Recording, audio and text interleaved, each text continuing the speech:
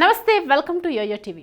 గత ఏడాది దసరా హాయ్ నాన్న రూపంలో 2 ఘన విజయాలు సొంతం చేసుకున్న నేచురల్ స్టార్ నాని వచ్చే నెల ఆగస్టు 29న సరిపోదా శనివారంతో ప్రేక్షకుల ముందుకు వస్తున్నాడు.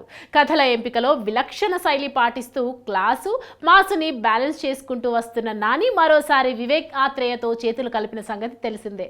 వీళ్ళ కలయికలో వచ్చిన అంటే సుందరానికి కమర్షియల్గా అద్భుతాలు చేయనప్పటికీ కంటెంట్ ప్రశంసలు దక్కించుకుంది.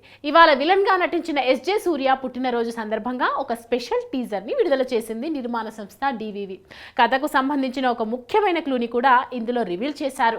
అనగనగా నరకాసురుడు లాంటి ఒక పోలీస్ ఆఫీసర్ అంటే ఎస్జే సూర్య. కాకి దుస్తులు ధరించిన దుర్మార్గుడు. దొరికిన వాడు అమాయకుడైనా సరే నరకం చూపించేదాకా వదిలిపెట్టడు.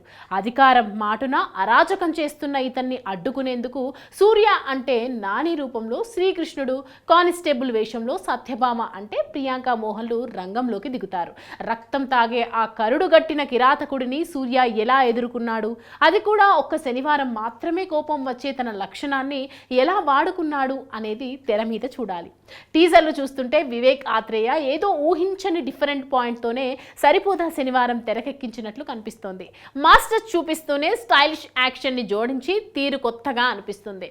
నాని తనదైన టైమింగ్తో ఎప్పటిలాగే అదరగొట్టేశాడు. కానీ సెంటిమెంట్, ఫ్యామిలీ ఎమోషన్స్కి దూరంగా చేసిన ఈ ప్రయత్నం అభిమానులకు చాలా స్పెషల్గా ఉండిపోనుంది. జేక్స్ బిజోయ్ సంగీతం సమకూరుస్తున్న ఈ థ్రిల్లర్ పెద్ద బడ్జెట్తోనే రూపొందింది. ఫిల్మ్ఫేర్, సైమా అవార్డులో ఆధిపత్యం ప్రదర్శించిన నాని మరోసారి అవార్డు విన్నింగ్ కంటెంట్తోనే వస్తున్నాడు.